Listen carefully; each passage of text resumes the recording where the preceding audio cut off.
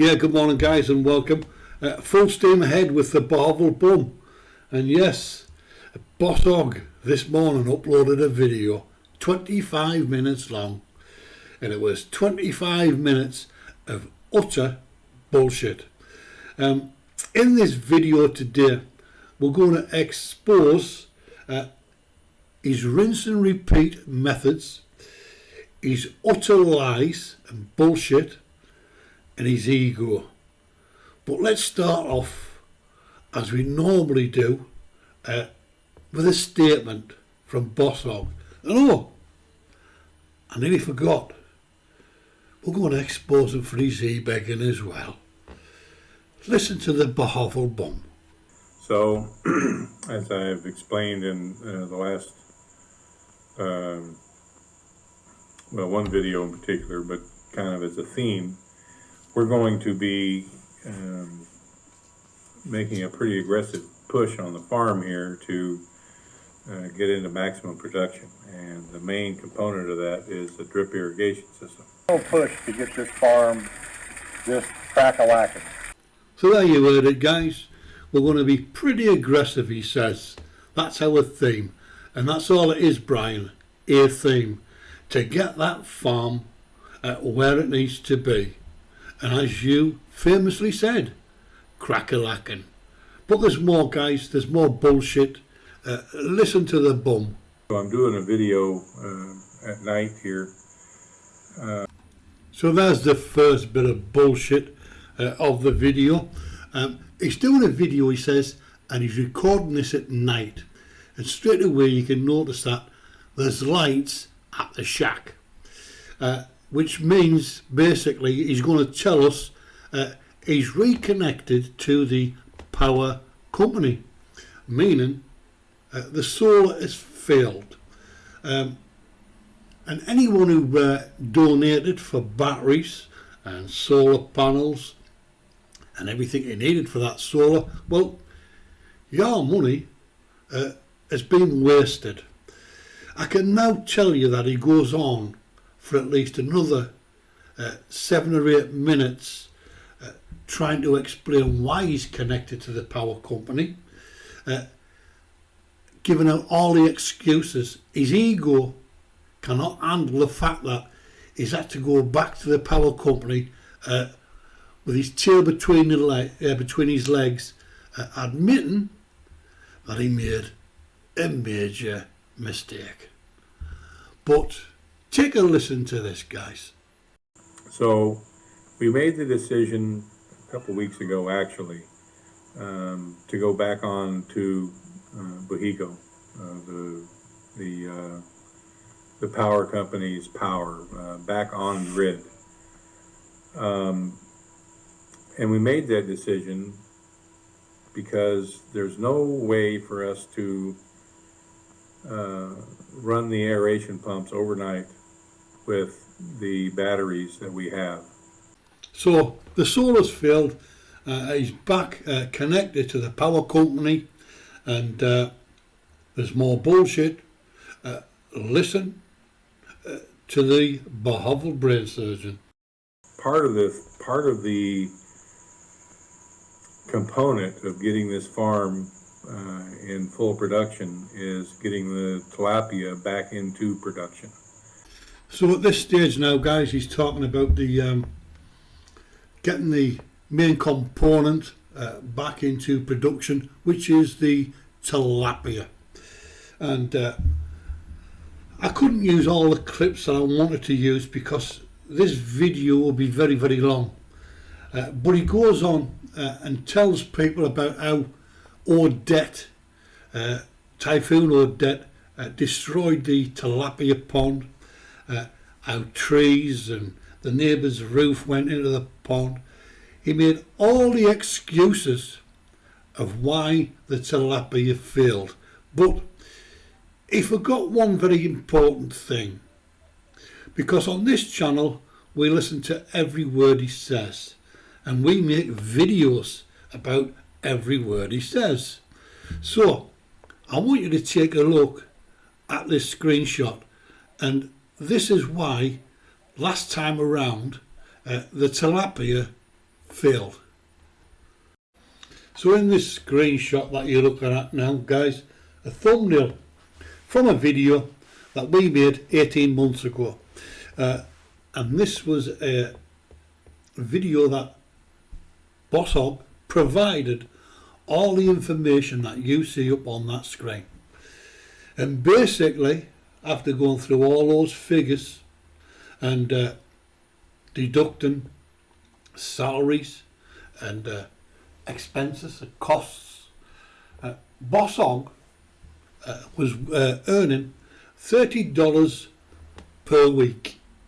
That's what he was earning, and that was the real reason the tilapia failed, because he couldn't afford to feed the tilapia, and to turn around and say, oh, debt finished off the tilapia operation is absolute lies. What finished the tilapia was the fact that he just couldn't manage it. He didn't have a business plan. He didn't have the peso. Like every project he does on that farm, he ran out of pesos. He couldn't pay salaries, and that was what he was earning from tilapia. $30 a week. Probably less than what? $6.50 a day. I mean, that's business for you. But there's more, guys. I want you to listen to the bullshit from this lump of lard. Of course, everyone knows that the 3 cages that we had in the pond before were basically wiped out from Odette. It didn't lift any of them out of the water, but the trees around the pond fell into the pond, and actually a piece of the neighbor's roof landed on one of them as well and just destroyed them to where that they were not repairable. And because we lost power from the typhoon and were without power for over 5 months, the aeration failed as well, because it runs off electricity, the aeration pumps. And so we lost the vast majority of the fish. So there he is. He's telling people now, his subs, people that are new to his channel, that the reason the tilapia failed was because of typhoon or debt. Pity me, Brian, blaming everyone else, when we've already showed you that thumbnail, that screenshot from 18 months ago, that the tilapia financially was a no-go. It was a loser, just like the big fat lump of lard himself. And talking about Odette, 24 hours before Odette arrived at the shack on the island of Bohovel, Fatso decided to do a live stream because Fatso had a plan. And in that live stream, another channel appeared, Texas Filipino, and he asked a question. He says, Brian, why are you not preparing for Typhoon Odette? And of course, Fatso sat there on a live stream when he should have been battening down the hatches, when he should have been preparing for a typhoon. He's live streaming because, as I said before, he had a plan. And I think Texas Filipino has not been back to his channel since, because he sussed him out. The he-beggar from the Bohovel was going to go full steam ahead with Plan Odette. And with that in mind, guys, I want you to take a look at this next screenshot. So, the Operation Odette, the big scam, was underway. Bohovel and his clan abandoned the shack, the tilapia, all the animals on the farm, just abandoned them and headed to Taliban every day to sit in a van e-begging. That screenshot is one of about half a dozen that we have of the donations that flooded in to the e-begging scumbag from the Bohovel. He didn't care less about that farm, that so-called farm. All he was interested in was e-begging. So when he sits there and tells you that typhoon or debt wiped us out, well, take a look at that. You got plenty of money back, Brian. So where did all that money go? And of course, we also had the top 1% YouTuber stood in line. Yep, stood in line with the locals for a handout, a bag of rice and a tin of sardines to take back to the shack. This is a very, what's the word for it? Shameful. A shameful period of the lump of lard's life. Stood in line. An expat. Supposed to be a pillar of society. So anyone new to his channel, you need to know the history of this man. And that 25-minute video he made about the tilapia irrigation, how we are going to be aggressively making the farm what it should be. You need to know his history, and you need to know exactly what this scumbag is about. But guys, as I promised earlier, a video would not be a video if there wasn't an e-beg. And of course, in this 25-minute long video, there was an e-beg. Listen to this. All right, so this is obviously the next day. So the last of the components for the trailer have arrived. So we've got all the components we need now for the trailer except the trailer.